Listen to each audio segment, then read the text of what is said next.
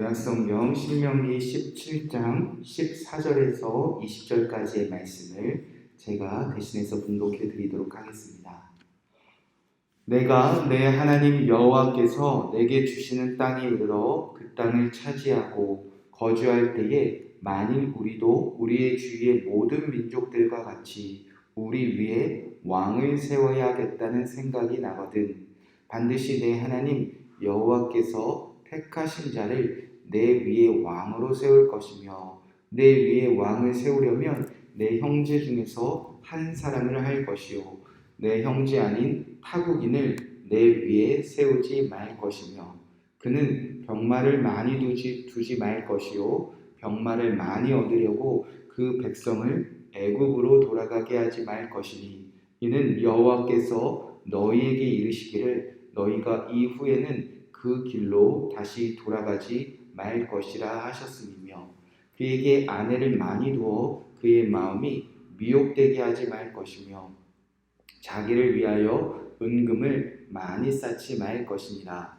그가 왕위에 오르거든 이 율법서의 등사본을 레위 사람 제사장 앞에서 책에 기록하여 평생에 자기 옆에 두고 읽어 그의 하나님 여호와 경외하기를 배우며 이 율법의 모든 말과 이 규례를 지켜 행할 것이라.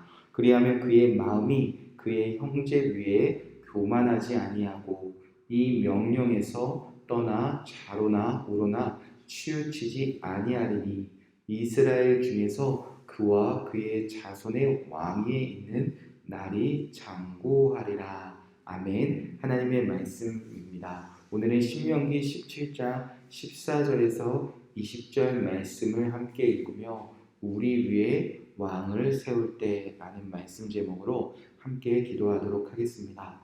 자, 오늘 말씀을 보면 이제 이스라엘 백성들이 가나안 땅에 들어가 살아가는 방식에 대해서 기록되어져 있는데요. 기본적으로 하나님은 왕을 세우는 것을 원치 않으신다라는 마음이 드러나고 있습니다.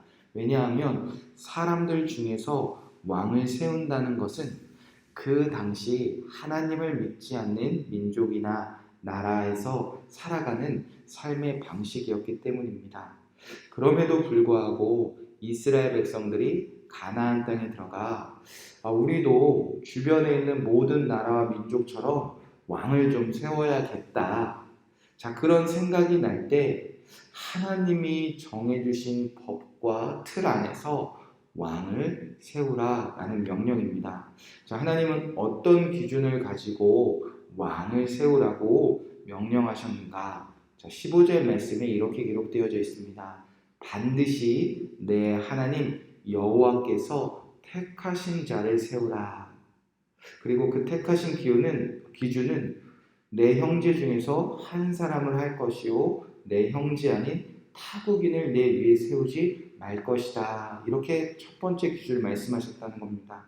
자, 왕을 세울 때에는 여호와께서 택하신 자를 세우라 말씀하셨다는 겁니다. 그 최소한의 기준은 하나님의 백성들 안에서 세우는 것입니다. 이 사람 중에서도 하나님이 택하신 그 민족 중에서 형제 중에서 택한다는 것은 이 왕도 결국 하나님의 통치 아래 있는 자를 세운다는 의미입니다.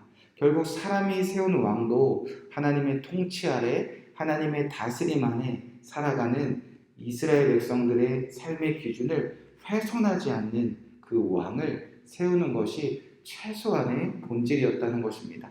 자, 그렇다면 하나님이 택하여 세우신 왕이 해야 할 일은 무엇인가? 자, 첫 번째는요, 병마를 많이 두지 않는다는 것입니다. 왕이 나라를 강하게 만들기 위하여 또 전쟁에 필요한 병마를 많이 두는 것은 당연한 일인 것 같은데 왜 하나님의 백성 중에서 세운 왕들은 왜 병마를 많이 두는 것을 금지하고 있는가? 16절에 보면 그는 병마를 많이 두지 말 것이요 병마를 많이 얻으려고 그 백성을 애굽으로 돌아가게 하지 말라라고 말씀하셨다는 것입니다. 이스라엘이 지금 이 광야를 지나 지금 모압 평지에 오기까지 그리고 이제 요단강을 건너 가나안 땅의 전쟁에 승리하기까지 그 그 수많은 적들과 싸워 이겨낼 수 있는 방법은 결코 병마 때문이 아니었습니다.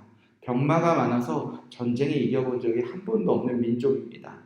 오직 하나님이 당신들의 백성을 위하여 싸우셨기 때문입니다. 왕이든 백성들이든 언제나 하나님만 섬기면 전쟁에서 언제나 승리할 수 있다. 지금 그것을 배워오고 가고 있는 민족입니다. 그런데 이제 사람 중에 세운 왕이 스스로 병마를 많이 둔다는 것은 어떤 의미인가? 이제는 우리 하나님 필요 없다는 뜻입니다. 이제는 하나님 도움 없이도 우리 스스로 잘 살 수 있다는 의미입니다.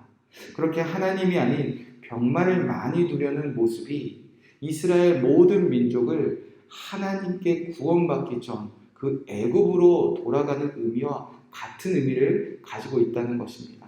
그래서 하나님의 백성 중에 세운 왕들은 병마를 많이 두지 말고 여전히 하나님만 의지하는 왕을 세워나가야 된다는 것입니다. 두 번째, 하나님이 세우신 왕은 아내를 많이 두지 말라 하셨습니다. 17절 보면 그에게 아내를 많이 두어 그의 마음이 미혹되게 하지 말라 하셨습니다. 왕이 아내를 많이 둔다는 것은 단순히 음란하고 육체적 쾌락을 쫓는 것, 그거보다 더 큰 의미를 담고 있습니다. 그 당시 왕은 자신의 힘을 키우기 위해서 혹은 왕의 자리를 지키기 위해서 주변에 강한 나라와 그 강한 나라와 국제적인 정략 결혼이 있었던 시대입니다. 그래서 국제적인 정략 결혼으로 자신의 왕위를 지켜나가는 일을 하지 말라는 것입니다. 왜냐하면 이 국제적인 결혼은 다른 민족과 그 민족의 여인을 아내로 맞이하는 그 왕의 행동은 단순히 아내를 두는 것 이상의 의미를 가지고 있습니다. 바로 그 이방의 여인의 섬기는 신과 그 신을 섬기는 다른 나라의 문화를 고스란히 이스라엘 안에 가지고 들어온다는 것을 의미한다는 것입니다. 예를 들어 북이스라엘의 아합 왕이 시돈 왕 이세벨과 결혼을 했습니다. 그것으로 끝나는 것이 아니라 이세벨 여왕이 섬기던 그 시돈 사람들이 섬기던 바알 신의 문화를 그대로 가지고 돌아옵니다. 이로 인하여 북이스라엘 아합 시대는 하나님의 보시기에 가장 악한 바알 우상 숭배로 가득했던 시대를 보냅니다. 그래서 하나님께 심판을 받고 말죠. 따라서 왕은 자신의 힘을 키우기 위하여 이 왕자리 하나 지키기 위하여 세상의 문화와 세상의 우상을 섬기는 신들을 가지고 오는 그 아내를 많이 두는 일을 하나님께서 금지하고 계셨다는 것입니다. 세 번째, 왕은 은금을 많이 쌓지 말라 하나님이 명령하셨습니다. 17절 후반절에 보면 자기를 위하여 은금을 많이 쌓지 않는 것입니다. 하나님이 왕을 택하여 세우신 이유는 자기를 위함이 아니었습니다. 하나님을 위함이었고 하나님의 백성들을 위함이었습니다. 그런데 왕이 그 자리에서 사사로이 자신의 이득을 취하는 일을 하나님께서 금하셨다는 것입니다. 자, 이 왕이라는 가장 높은 자리 얼마나 지키고 싶었겠습니까? 왕을 이 자리를 얼마나 오랫동안 누리고 싶었겠습니까? 대대손손 자손들에게 얼마나 물려주고 싶은 자리였겠습니까? 그래서 왕은 병마도 필요합니다. 아내를 많이 두어 주변 국가들과 긴밀한 관계를 유지하려고 했습니다. 자기를 위하여 은금을 많이 둘 필요도 있었습니다. 어떤 사람도 그 당시 사람의 왕의 길을 막을 수 없는 시대였습니다. 그럼에도 불구하고 왕이 어떻게 병마와 아내와 은금을 많이 두는 유혹에서 이기며 하나님을 위한 왕으로 살아갈 수 있을까? 18절, 19절, 20절에 보면 이렇게 명령하십니다. 평생에 자기 옆에 두고 읽어 그의 하나님 여호와 경외하기를 배우며 이 율법의 모든 말과 이 규례를 지켜 행할 것이라. 그리하면 그의 마음이 그의 형제 위에 교만하지 아니하고 이 명령에서 떠나 좌로나 우로나 치우치지 아니하리니 이스라엘 중에서 그와 그의 자손의 왕위에 있는 날이 장구하리라. 하나님이 세우신 왕이 그 책임을 다하기 위한 방법은 오직 하나님의 말씀 하나밖에 없었다는 것입니다. 왕은 평생의 율법서를 자기 옆에 두고 말씀을 읽어나가는 사람이라는 겁니다. 그래서 왕은 이 세상 그 누구보다 성경과 하나님의 말씀을 매일 읽음으로 그 누구보다 하나님을 가장 두려워하는 사람이 되어야 된다는 것입니다. 왕은 하나님의 말씀대로 가장 충성되게 순종되게 살아가는 모범적인 사람이 되어야 한다는 것입니다. 그리하여 왕이 하나님의 말씀 위에 서 있을 때 교만하지 않고 좌로나 우로나 치우치지 아니하며 그 왕의 날이 장구하게 될 것이다 말씀하셨습니다. 자, 오늘 말씀을 붙잡고 우리는 두 가지 기도 제목을 함께 주님께 올려드렸으면 좋겠습니다. 먼저 우리가 대선을 앞두고 있습니다. 저는 어떤 정당이나 어떤 특정 후보를 지지하진 않습니다. 그런데 항상 우리나라 안에 대선을 앞두고 나라 안에 분열과 갈등이 있습니다. 혼란스럽습니다. 누구를 지지하고 후회하는 일들이 너무나 많이 있습니다. 우리가 오늘 깨어 기도하기는 이번 대선을 통하여 하나님이 택하신 대통령이 세워지기를 오늘 우리가 깨어 기도했으면 좋겠습니다. 그 누구보다 하나님을 두려워할 줄 아는 대통령을 세워주시옵소서. 우리가 세운 대통령이 자기를 위하여 병마를 많이 두고 아내를 많이 두고 자기를 위하여 은금을 쌓아두는 그런 대통령을 우리가 뽑지 않게 하여 주시옵소서. 두 번째는 저와 여러분이 이 땅에서 왕같은 그 삶을 살아가기를 함께 기도했으면 좋겠습니다. 하나님은 우리를 왕같은 제사장이다 라고 명령하셨습니다. 우리도 각자 주어진 자리에서 이 왕의 본분을 다하기 원하셨다는 것입니다. 하나님이 말씀하신 왕은 내가 높아지는 자리 아닙니다. 나를 위해서 사는 자리 절대 아니었습니다. 왕은 항상 말씀 붙잡고 사는 사람이었습니다. 말씀 읽고 말씀 깨닫고 그 누구보다 말씀대로 살아가기를 간절히 원하는 자가 하나님이 세우신 진짜 왕의 모습이었습니다.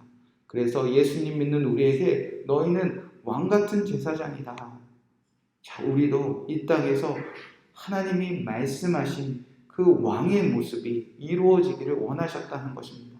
그 누구보다 평생의 성경을 내 옆에 두고 읽고 깨달아 하나님의 말씀만 붙잡고 살아가는 주님이 세우신 왕의 모습이 여러분의 삶 속에 회복되기를 간절히 축복의 말씀을 드립니다.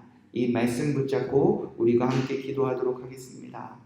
오늘 말씀에 15절 말씀에 보면 반드시 내 하나님 여호와께서 택하신 자를 내 위에 왕으로 세우라 말씀하셨습니다. 하나님, 이번 우리나라 대선에 하나님이 택하신 자를 세워주시옵소서. 병마를 많이 두지 않고 아내를 많이 두지 않고 자기를 위하여 은금을 쌓는 자가 우리나라를 통치하는 것이 아니라 하나님이 세우셔서 여호와를 가장 두려워하고 하나님의 말씀 앞에 서는 좋은 지도자를 우리나라에 세워주시옵소서. 함께 우리나라를 위해서 기도해 주시기 바랍니다. 두 번째는 하나님, 저도 하나님이 택하신 왕의 모습이 회복되게 하여 주시옵소서. 왕은 높아지는 자리가 아니라 교만한 자가 아니라 평생에 자기 옆에 말씀을 두고 읽어 그 말씀대로 살아가는 자가 주님이 세우신 왕이라고 하셨습니다. 주님이 우리를 왕같은 제사장으로 부르셨으니 우리도 평생의 말씀을 읽고 하나님의 말씀대로 살아가는 이 본질적인 왕의 모습이 우리의 삶 속에 회복되게 하여 주시옵소서. 함께 기도하시고 여러분의 개인적인 기도 제목들 기도하시고 평안한 마음으로 돌아가시기 바랍니다. 함께 기도하겠습니다. 하나님, 하나님이 택하시는 왕